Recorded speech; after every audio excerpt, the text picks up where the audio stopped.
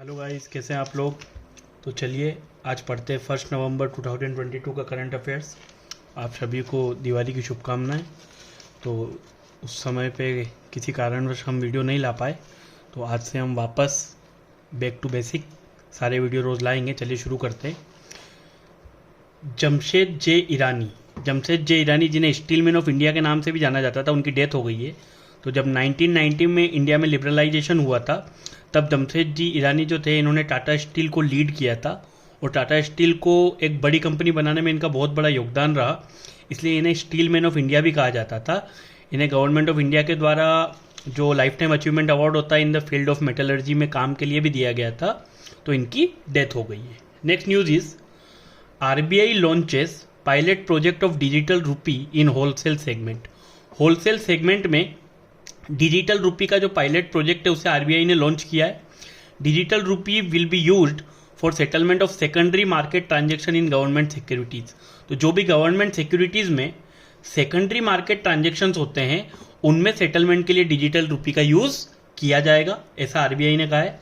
अब आरबीआई जो है ये इस्टेब्लिश्ड हुआ था 1 अप्रैल 1935 को। ये नेशनलाइज हुआ था 1 जनवरी 1949 को और इसका जो हेडक्वार्टर है वो है मुंबई में। आरबीआई जो रिजर्व बैंक ऑफ इंडिया जिस कमीशन की रिकमेंडेशन पे बना था उसे बोला जाता है हिल्टन यंग कमीशन।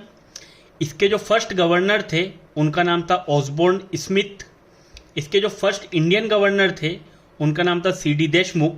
और जो प्रेजेंट गवर्नर है आरबीआई के वो है शक्तिकांत दास, जो कि 25th गवर्नर है रिजर्व बैंक ऑफ इंडिया के। Next news is external affairs minister S Jaishankar participates in virtual heads of government meeting at of SCO. तो जो एससीओ संघाई कोऑपरेशन ऑर्गेनाइजेशन है, उसके जो वर्चुअल एक मीटिंग हुई थी हेड्स ऑफ गवर्नमेंट की, उसमें इंडिया को रिप्रेजेंट किया है हमारे foreign minister, external affairs minister S Jaishankar ने। ये 21st मीटिंग है council of head of government of SCO की। प्रेजेंटली इंडिया जो है सितंबर 2022 से जो प्रेसिडेंसी है एससीओ की वो इंडिया के पास आ गई है, जो सितंबर 2023 तक इंडिया के पास रहेगी। तो एससीओ, जिसे शंघाई कोऑपरेशन ऑर्गेनाइजेशन के नाम से भी जाना जाता है, ये फाउंड हुआ था 15 जून 2001 को। इसका हेडक्वार्टर है बीजिंग में और इसके प्रेजेंट में जो सेक्रेटरी जनरल है वो है झेंग मिंग। तो अगर हम एससीओ की हिस्ट्री के बारे में देखें तो 1996 में एक ऑर्गेनाइजेशन बना था जिसको नाम दिया गया था शंघाई 1। इसके जो मेंबर थे वो थे चाइना, कजाकिस्तान, किर्गिस्तान, रशिया और तजाकिस्तान। तो ये 5 कंट्री ने 1996 में मिलकर एक ग्रुप बनाया था जिसको नाम दिया गया था शंघाई 1। 15 जून 2001 को ये 5 कंट्री प्लस एक और कंट्री जो उज्बेकिस्तान थी, इन्होंने मीटिंग की शंघाई में और ये अनाउंस किया कि एक नया ऑर्गेनाइजेशन बनाया जा रहा है रीजनल कोऑपरेशन के लिए, और उसे नाम दिया गया SCO, शंघाई कोऑपरेशन ऑर्गेनाइजेशन। 7 जुलाई 2002 को SCO का जो चार्टर है वो साइन किया गया एंड 9 जून 2017 को इंडिया एंड पाकिस्तान ने इसे ज्वाइन किया। उसके बाद जो इसकी जो टोटल स्ट्रेंथ है अभी मेंबर कंट्रीज की वो हो गई 8। तो this is all about the SCO, Shanghai cooperation organisation. China की कैपिटल है बीजिंग, कजाकिस्तान की कैपिटल है अस्ताना, किर्गिस्तान की कैपिटल है बिश्केक, रशिया की कैपिटल है मॉस्को, तजाकिस्तान की कैपिटल है दुशानबे, उज्बेकिस्तान की कैपिटल है ताशकंद, इंडिया की कैपिटल है न्यू दिल्ली और पाकिस्तान की कैपिटल है Islamabad. Next news is world vegan day. World vegan day जो है ये 1 नवंबर को मनाया जाता है। इंडिया वाटर वीक सेलिब्रेट किया जाना है 1 नवंबर से 5 नवंबर तक। जो वाटर वीक है इसे इससे सेलिब्रेट किया जाएगा ताकि जो अवेयरनेस बढ़ाई जाए वाटर रिसोर्सेज को बचाने के लिए, उनका कंजर्वेशन करने के लिए। ये 7th एडिशन है इंडिया वाटर वीक का और इसकी जो थीम है वो रहेगी water security for sustainable development and equity. It is equality, water security for sustainable development and equality. Next news is Spain beat Colombia to win FIFA Under 17 Women's World Cup 2022 title. तो जो FIFA under 17 women's world cup हो रहा था 2022, जो कि India में हो रहा था, पहली बार हमारी कंट्री उसे ऑर्गेनाइज कर रही थी, तो उसे स्पेन ने जीत लिया है कोलंबिया को 1-0 से फाइनल में हराकर। जो फाइनल मैच है वो DY Patil sports stadium Mumbai में खेला गया। जो प्लेयर ऑफ द टूर्नामेंट है वो विकी लोपेज जो है स्पेन की, उन्हें यह अवार्ड दिया गया प्लेयर ऑफ द मैच का। एंड तो ये जो एडिशन था ये 7th एडिशन है इस टूर्नामेंट का। Next news is United Nation Turkey and Ukraine agree to implement Black Sea grain deal. तो एक डील है जिसको नाम दिया गया था ब्लैक सी ग्रेन डील, उसे यूनाइटेड नेशन टर्की और यूक्रेन ने एग्री कर दिया इम्प्लीमेंट करने के लिए। पहले इस डील में रशिया भी इन्वॉल्व था, बट रशिया ने इससे विड्रॉ कर लिया है।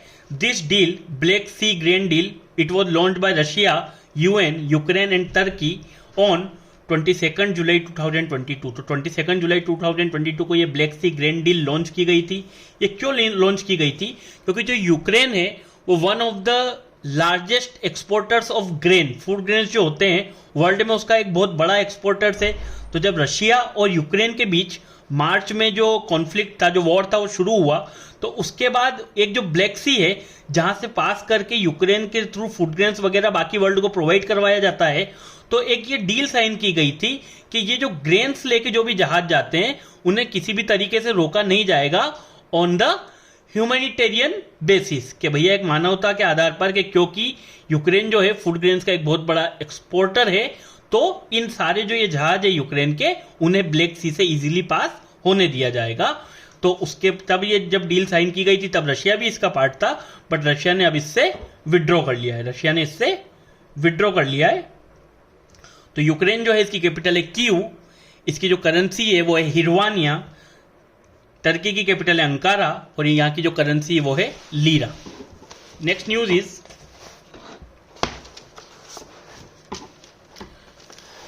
आईटी डिपार्टमेंट लॉन्चेस, जो IT department income tax department है, लॉन्चेस हरित आयकर इनिशिएटिव। उन्होंने एक इनिशिएटिव लॉन्च किया है टू क्रिएट माइक्रो फॉरेस्ट। तो IT department, income tax department ने लॉन्च किया हरित आयकर इनिशिएटिव। ये क्या है? इस इनिशिएटिव के अंडर में जो भी इनकम टैक्स की बिल्डिंग्स है उनके आसपास ट्रीज, प्लांट्स वगैरह लगा के जो फॉरेस्ट कवर है उसे बढ़ाया जाएगा।